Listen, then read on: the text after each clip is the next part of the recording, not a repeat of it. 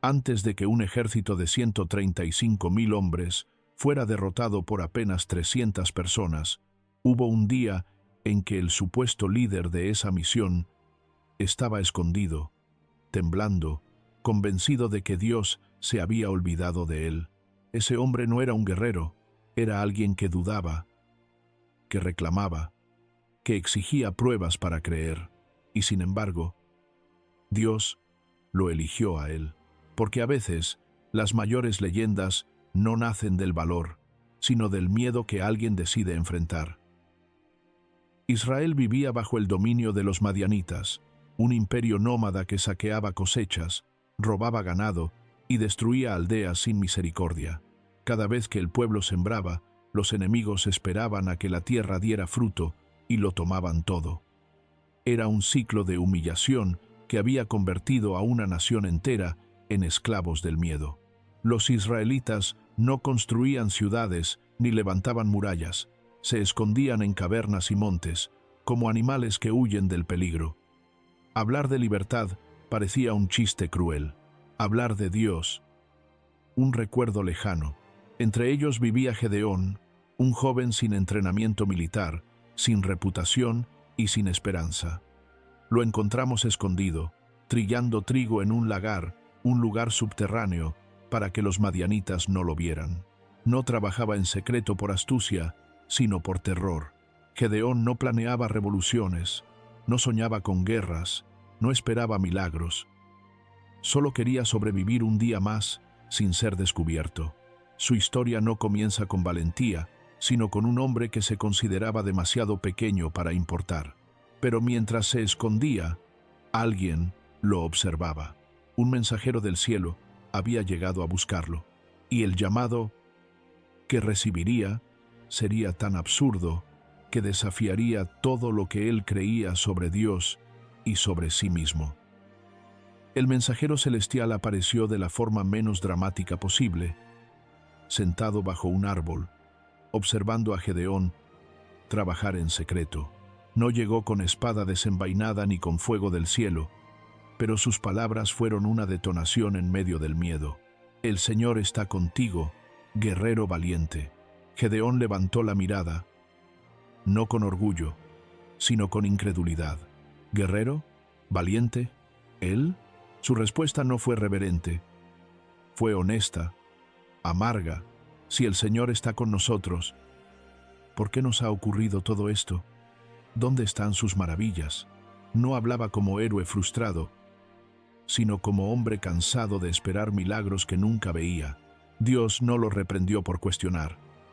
Lo convocó: ve con la fuerza que tienes y salva a Israel. Pero Gedeón no vio fuerza en sí mismo, solo debilidad.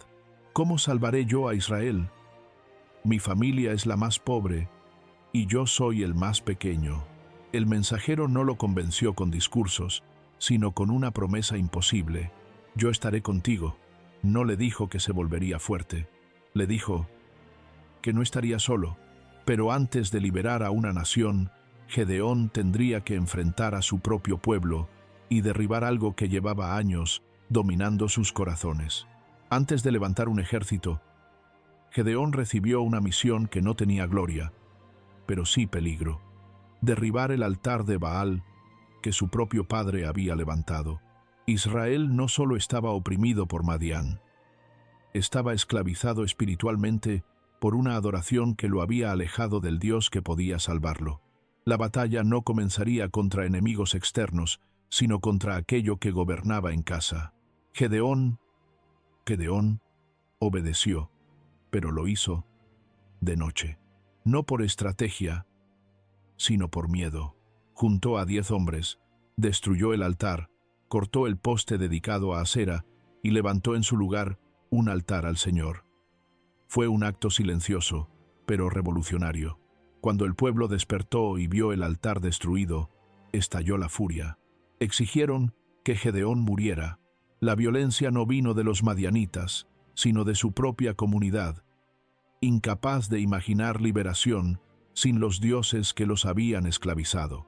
Pero su padre habló con ironía punzante: si Baal es Dios, que él mismo contienda contra mi hijo. El pueblo retrocedió. Pero el conflicto estaba lejos de terminar. El altar había caído, pero el enemigo ya sabía que Israel tenía un líder. Y mientras Gedeón aún temblaba, Madián reunía un ejército imposible de enfrentar. Los madianitas no respondieron con amenazas, sino con números.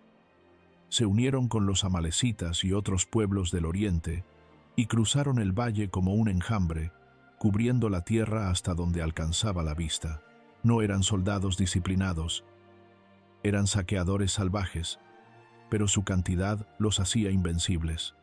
Israel no tenía muros, ni armas, ni líderes, solo miedo acumulado, y en ese momento, algo inesperado ocurrió. El Espíritu del Señor vino sobre Gedeón. El mismo hombre que se escondía en un lagar tomó una trompeta y la tocó con fuerza, convocando a las tribus. Fue un gesto irracional, un campesino llamando a una nación derrotada a pelear contra un ejército incontable. Pero respondieron. Miles de hombres llegaron, no porque confiaban en Gedeón, sino porque estaban hartos de huir. Israel tenía, por fin, un líder visible, aunque él todavía dudaba de sí mismo. Esa noche, Gedeón habló con Dios con brutal honestidad. Pidió señales, pidió pruebas, pidió seguridad. No lo hacía por arrogancia, sino por temor a fallar a un pueblo que apenas comenzaba a creer. Y Dios respondió a cada prueba, no para fortalecer su fe en sí mismo, sino para fortalecer su fe en Él, porque lo que venía no sería una guerra común, sería una batalla donde la fuerza humana sería un estorbo, no una ventaja. Al amanecer, el ejército de Israel estaba reunido, 32.000 hombres, una fuerza modesta comparada con la multitud enemiga, pero suficiente para darle a Gedeón una pequeña sensación de seguridad. Sin embargo, Dios la destruyó de inmediato. El pueblo que está contigo es demasiado numeroso. La lógica humana decía que necesitaban más soldados. Dios dijo lo contrario. Si Israel ganaba con esa cantidad, pensaría que lo logró por su propia fuerza. Así que vino la primera reducción. Todo el que tenga miedo, que se regrese. Y 22.000 se fueron sin mirar atrás. 10.000 quedaron. Gedeón observó en silencio, con el estómago vacío. El ejército ya era pequeño, y Dios aún no había terminado. Los llevó al agua, y allí, de una manera extraña y aparentemente sin sentido, Dios separó a los hombres que beberían de forma vigilante, listos para pelear, de aquellos que bebían sin cuidado. 300, solo 300. Esa era la fuerza que enfrentaría a un ejército tan numeroso que no podía ser contado. No había estrategias militares que justificaran aquella locura. No había lógica, ni probabilidades, ni esperanza humana. Solo quedaba una pregunta. ¿Podía un cobarde liderar una guerra donde la victoria dependía solo de un milagro? Esa noche, con solo 300 hombres dormidos alrededor, Gedeón no podía dormir. El peso de lo imposible lo aplastaba. No era un héroe confiado, ni un general experimentado. Era un hombre pequeño frente a un ejército que parecía una ciudad entera respirando en la oscuridad. El campamento enemigo cubría el valle como un océano silencioso, encendido apenas por antorchas lejanas. Entonces Dios habló de nuevo, no para ordenar, sino para animar. Si tienes miedo, baja al campamento y escucha lo que dicen. Gedeón fue, acompañado por un solo sirviente. Se acercó sigilosamente hasta donde el peligro era mortal, donde cualquier ruido podía delatarlo. Allí, escuchó a un soldado contar un sueño extraño. Un pan de cebada que rodaba y derribaba una tienda madianita. El otro respondió, ese sueño solo puede significar una cosa. Aquellas palabras, dichas por los labios del enemigo, fueron más poderosas que cualquier señal divina. El guerrero cobarde cayó de rodillas, no por miedo, sino por reverencia. Ya no dudaba del futuro.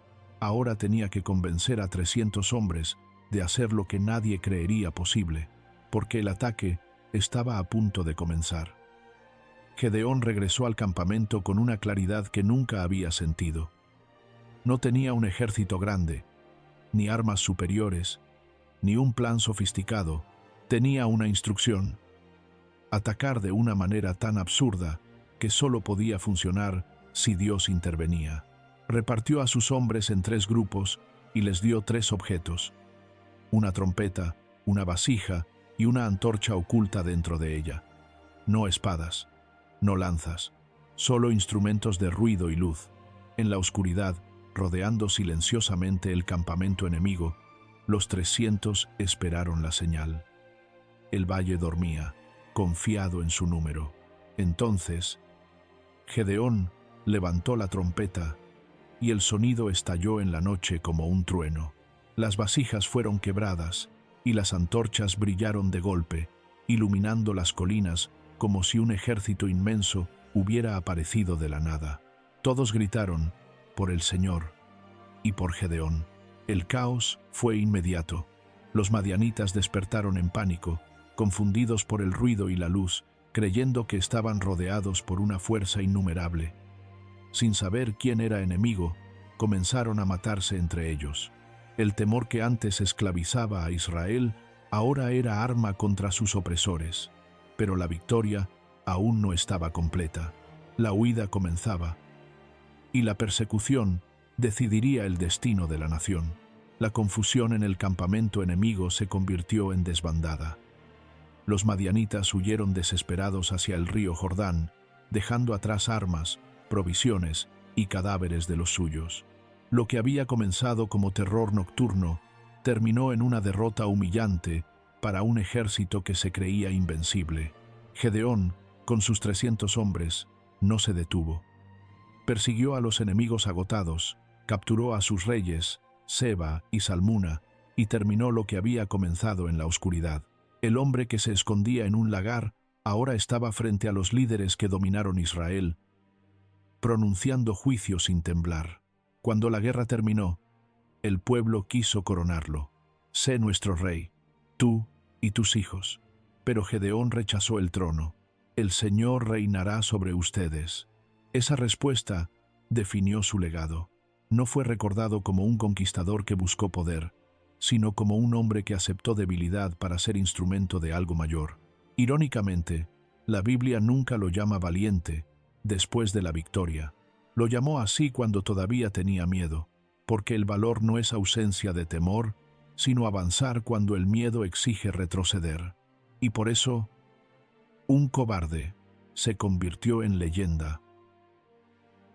Gracias por acompañarnos en este viaje a través de las historias que han marcado la fe y la humanidad.